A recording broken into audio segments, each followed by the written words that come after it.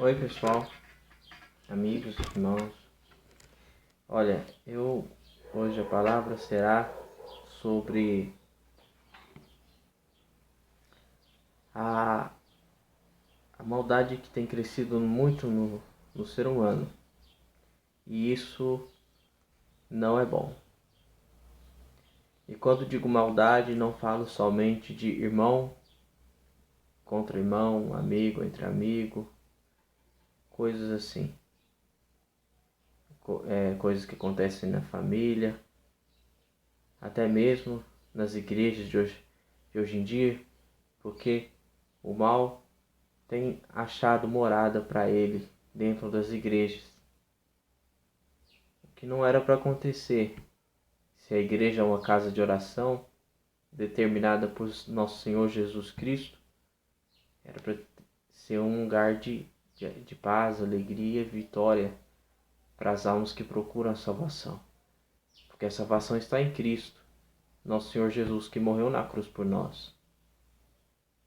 E também Ele está prestes a voltar, porque Ele nos deixou claro que Ele virá de volta, e não será em carne, mas Ele virá como num piscar de olhos.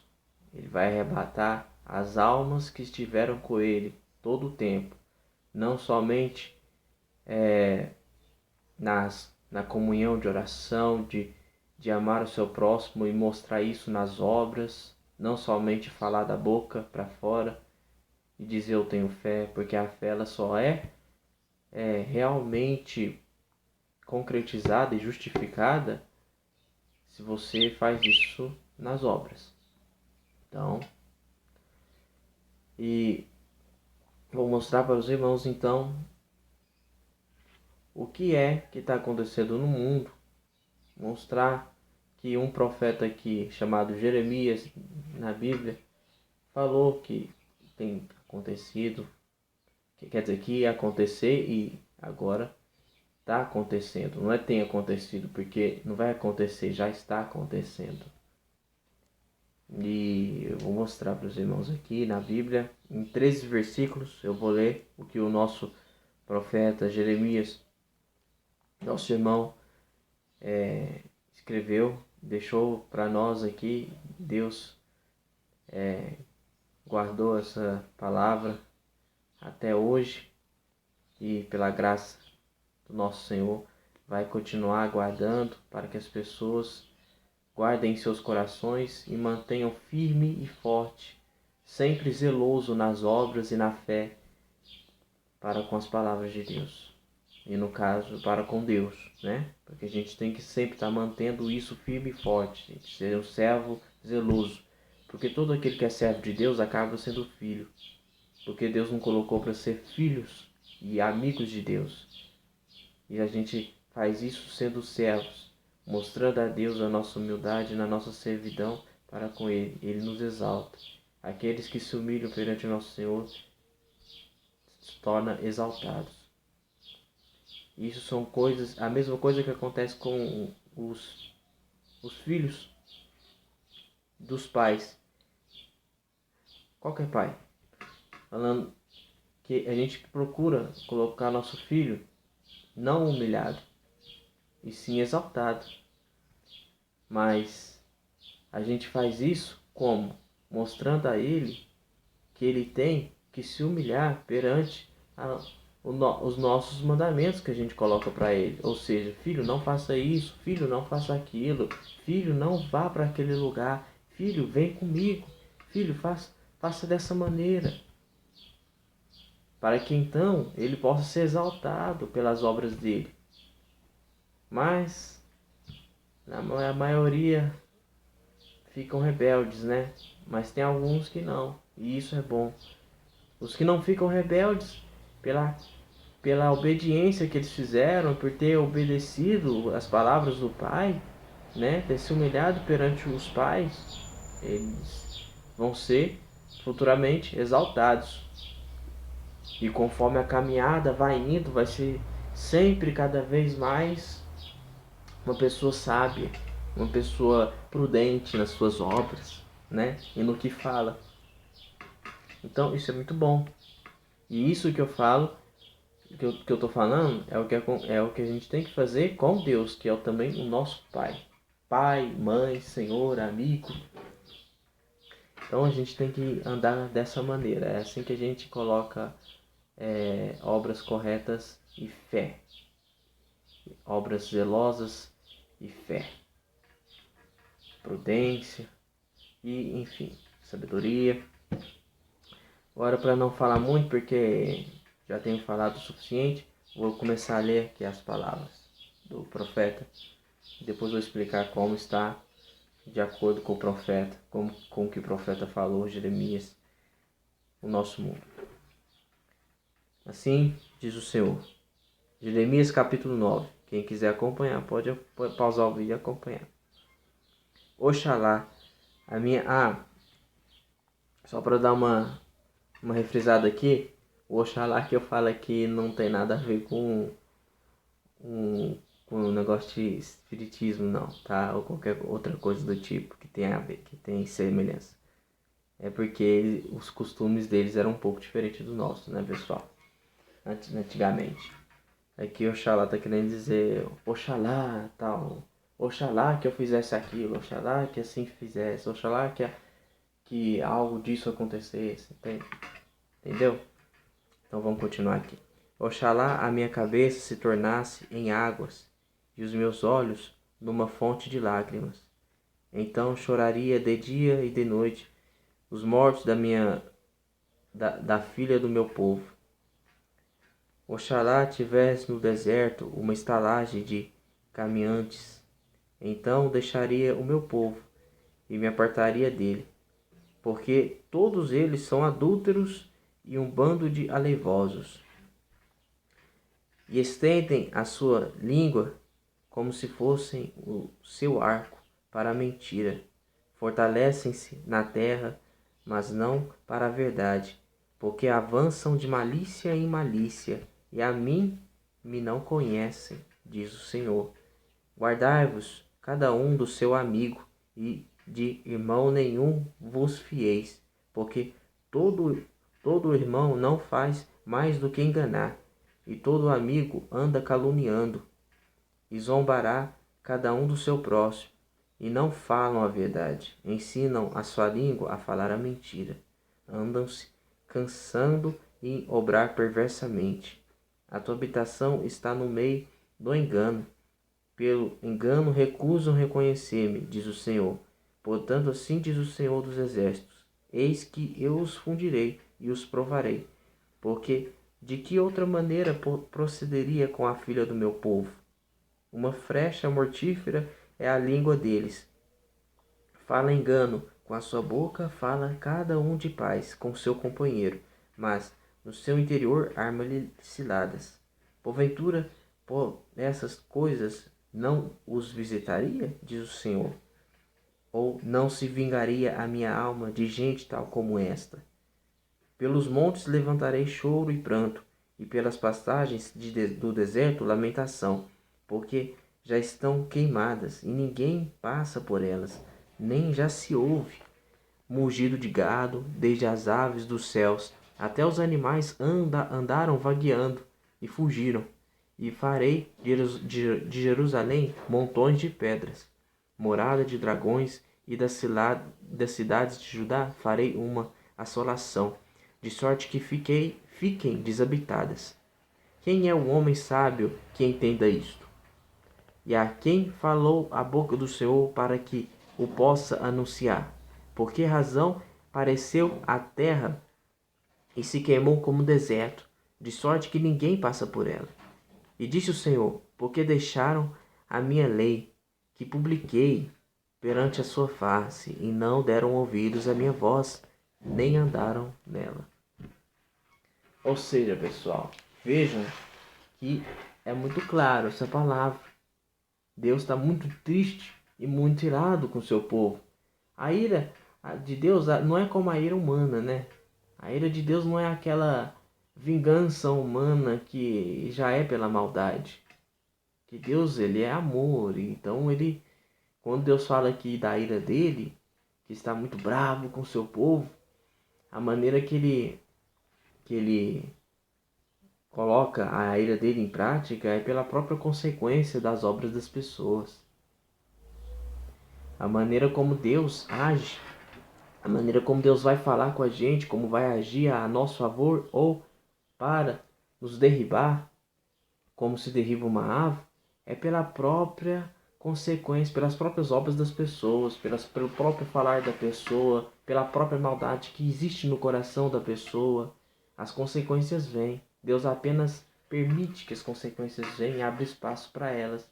E organiza a maneira como vai ocorrer isso, como é que aquele ser humano vai cair, como é que aquele mal que ele próprio causou na vida dele vai acontecer. Deus apenas faz isso. Separa cada coisa no seu lugar. Porque para Deus, Ele procura fazer com que tudo coopere para o bem. Tudo. Por isso que Deus é um Deus de amor puro e pureza e justiça sempre. Porque Ele é o que é e procura fazer o bem. Ele é o Deus da pureza, Ele é o Deus da perfeição. A justiça caminha com Ele e a sabedoria também. E não pense que a sabedoria dele é como a sabedoria do homem, porque o homem fala pelo intelecto e pelo orgulho e pela vaidade de querer sempre saber e conhecer e ter o domínio daquilo. Já Deus não. A sabedoria dele é para o bem do ser humano e para que as pessoas cresçam no amor dele e compreendam quem é Deus, conheçam a Deus. Aqui ele fala claramente: o povo não me conhece, eles já não me conhecem. Não sabem quem eu sou e eu não caminho com eles. Como pode Deus caminhar com pessoas assim que andam de malícia em malícia, que tem a palavra de Deus aqui para eles, mas não preferem não buscar? Sabe, irmãos, eu fico eu fico assim muito triste, muito irado quando eu ouço cristãos falarem assim. Nossa, sabe? Porque começa uma conversa, vou falar porque antes de eu falar o que é que eu ouço, falar, as pessoas começam a conversar e a conversa se torna, vamos dizer, aquela conversa mais pelo coração, pelo sentimento. Deus já começa a se afastar por aí, porque o Espírito Santo de Deus vai habitar na pessoa que anda constantemente na retidão de espírito. Se a conversa começa a tomar outros rumos, começa a entrar brincadeiras, começa a entrar outras coisas, ali o Espírito Santo já está se afastando, tanto daquela pessoa como daquele meio. Então, quando a conversa, tudo começa a ficar desse jeito, a pessoa também já perde a sabedoria e começa a falar de outras maneiras.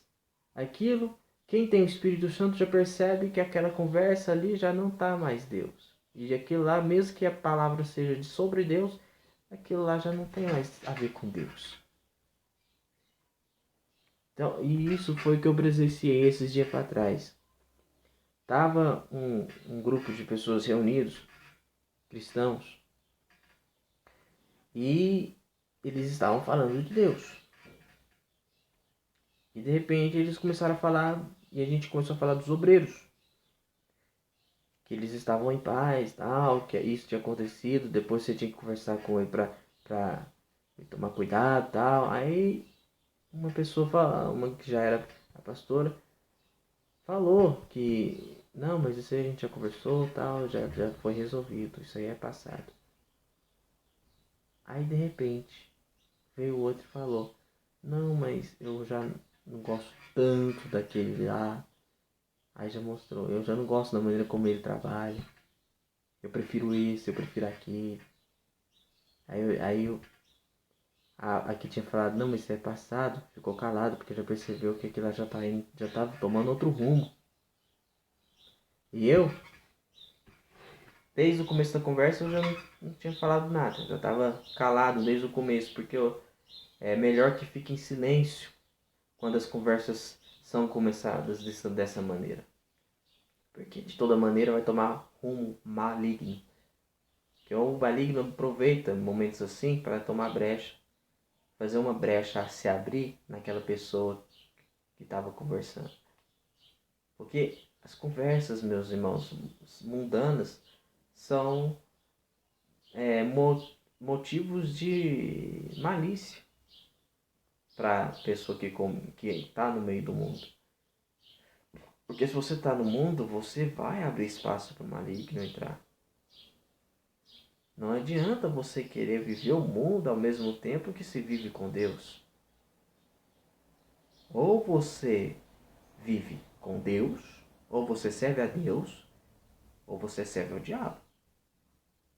Não tem como dividir uma casa e viver para as duas. Ou você vive uma, ou você vive outra. Entendeu?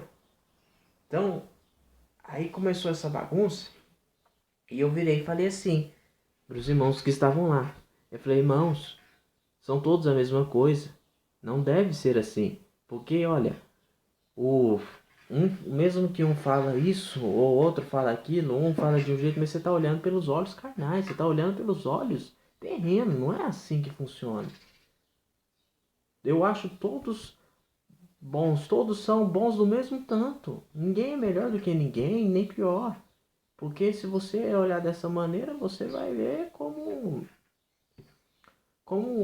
as igrejas que são maliciosas, olham.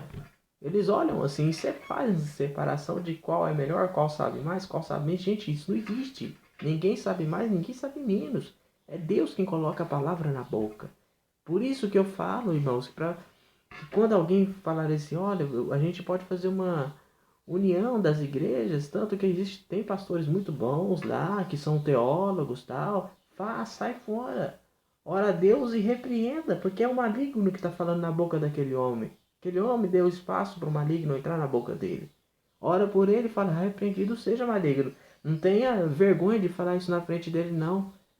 Em nome de Jesus, o Senhor te repreenda, maligno, que está falando na boca dele. Mostra para ele que ele está errado. Não tenha vergonha não, porque o próprio Deus na boca de Jesus falou isso para Pedro, quando falou assim: Senhor, a gente tem que te tirar daqui para que você não seja levado para a cruz, para que o povo não venha te pegar, se eles estão vindo para te pegar. O que Jesus falou? Em vez de Jesus falar, não, é porque... Não, mas Jesus já foi direto. Repreende, porque ele sabia que era o maligno que estava falando na boca de Pedro. Ele falou, o Senhor te repreenda, maligno. Pedro ficou calado e saiu de lá. Porque ele sabia que ele tinha dado espaço para o maligno entrar. E não é assim que as coisas funcionam. Não, a gente não pode dar espaço para o maligno entrar e a gente não pode deixar, ficar com vergonha e deixar de falar coisas assim. Por isso que eu abri a boca e falei, porque eles estavam errados. E eu não podia simplesmente sair dali e ir para outro lugar. Eu tinha que tanto pregar, falar o erro deles, falar não seja assim, não seja assim, a maneira como vocês estão querendo. Não é assim que as coisas funcionam. O Espírito de Deus só caminha no mesmo Espírito, na mesma graça, na mesma fé, quando vocês praticam a justiça de Deus da maneira como deve ser feita. O maligno, na hora que eu comecei a falar isso, irmãos, o maligno tentou me parar. Porque nenhum deles começaram a dar ouvidos ao que eu estava falando. A não ser a pastora, que já estava calada, né? E uma mulher já velha, já de idade, que estava lá. Ela estava dando ouvido. Ela e a pastora. Os outros não, eles começaram a falar enquanto eu falava. Por quê? Porque eles também, a maioria deles, contando com aqueles, não liga tanto para o que eu falo. Por quê? Porque eu falo as coisas verdadeiras e quando eu falo pouco. E eu sou obreiro na igreja, mas por enquanto não estou trabalhando lá na igreja. Estou trabalhando em outros lugares, por mim mesmo, orando sempre a Deus. Eu não perdi a comunhão. O que eu só um tempo, eles colocaram lá um tempo, você vai ficar esse tempo aqui e tal, até que a gente organiza tudo lá. Mas isso aí é coisa da igreja, coisa da igreja. Às vezes estão certos, porque eu errei antes, no passado, o meu erro ficou no passado e tal, mas eu tive as palavras com Deus, minha oração, a minha volta, né, através da santidade, a obediência a Deus e tudo mais, e isso me fez levar, graças a Deus, a libertação do mal que estava me prendendo. Agora eu já estou, graças a Deus, na paz do Senhor e com Deus, pela graça do nosso Senhor. Então, irmãos, voltando a falar, não deixe o maligno entrar. Retidão de espírito, fuja da carne, fuja daquilo que é mundano, para que Deus esteja com você, te dê sabedoria, te dê instrução, verdadeira inteligência, não essa que é do mundo. Fica na paz do Senhor, irmãos. Procurem esse Deus que é maravilhoso. Ele vai dar essa vitória para cada um. Libertação, vitória, salvação. Para que as pessoas entendam a verdadeira sabedoria do Pai e conheçam a Deus e seus caminhos. Para dar a todos uma salvação eterna. Amém. Fiquem com Deus.